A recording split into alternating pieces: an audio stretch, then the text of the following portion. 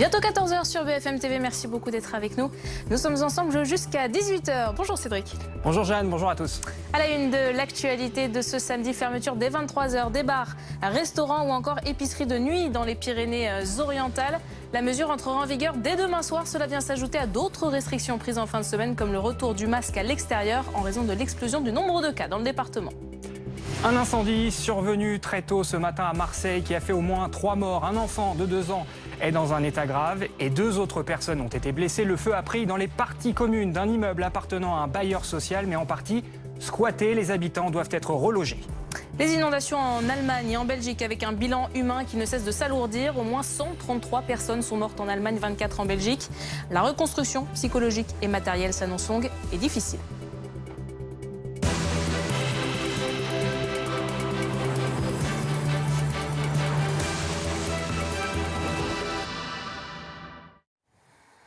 Plus de bars ni de restaurants après 23 h dans les Pyrénées-Orientales. Nouvelle mesure prise aujourd'hui par le préfet du département en raison de l'augmentation très forte du nombre de cas de Covid dans le département.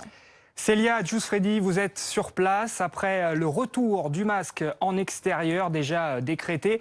Ces nouvelles restrictions en pleine saison estivale inquiètent bon nombre de professionnels du tourisme.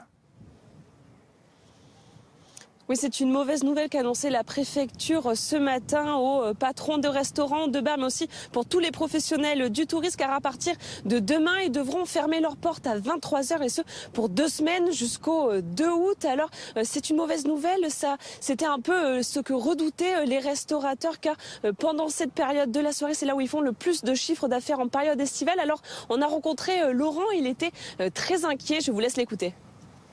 C'est un petit peu dommage de voir que les gens qui viennent en vacances, ils vont plus pouvoir profiter pleinement jusqu'à la fermeture. Puisque nous, on a beaucoup de monde jusqu'à 2 h du matin et en fait, à 23 h, tout va s'arrêter. Et pour nous, ça va représenter un manque à gagner énorme. Donc il va falloir se réorganiser. Nous, on a prévu le personnel aussi en conséquence. Donc le fait de fermer plus tôt, tous les serveurs qu'on a, tous les gens qui travaillent en cuisine, etc., il va falloir que je les paye quand même. Et en fait, je ne sais pas avec quoi.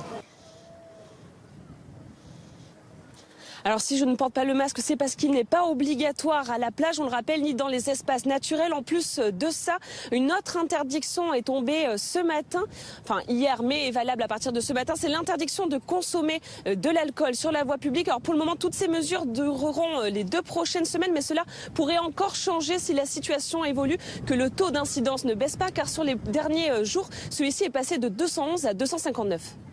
Merci beaucoup Célia Giusfredi, en direct des Pyrénées-Orientales avec Juliane Roland. Cette décision, on l'a dit, a été prise par le préfet des Pyrénées-Orientales qui tente d'enrayer l'explosion du nombre de nouveaux cas dans le département et un taux d'incidence qui ne cesse d'augmenter et qui est désormais au-dessus des 250 cas pour 100 000 habitants.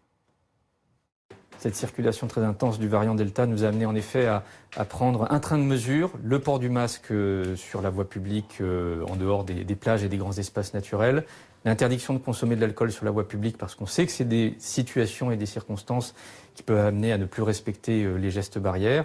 Et on a réduit un petit peu l'amplitude d'ouverture des bars, des restaurants, des bars de plage. Parce que là aussi, on sait que c'est des endroits, des situations dans lesquelles il y a un brassage de population. On enlève souvent son masque, on ne respecte plus les gestes barrières. Et on le voit dans les résultats du contact tracing, il y a des contaminations à ces endroits-là. Donc c'est ce qu'on essaie de faire, ralentir l'épidémie en agissant sur ces activités.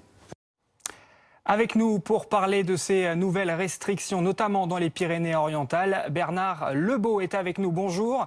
Vous êtes ancien chef du service de pneumologie de l'hôpital Saint-Antoine. Ces restrictions, pour vous, sont-elles nécessaires ?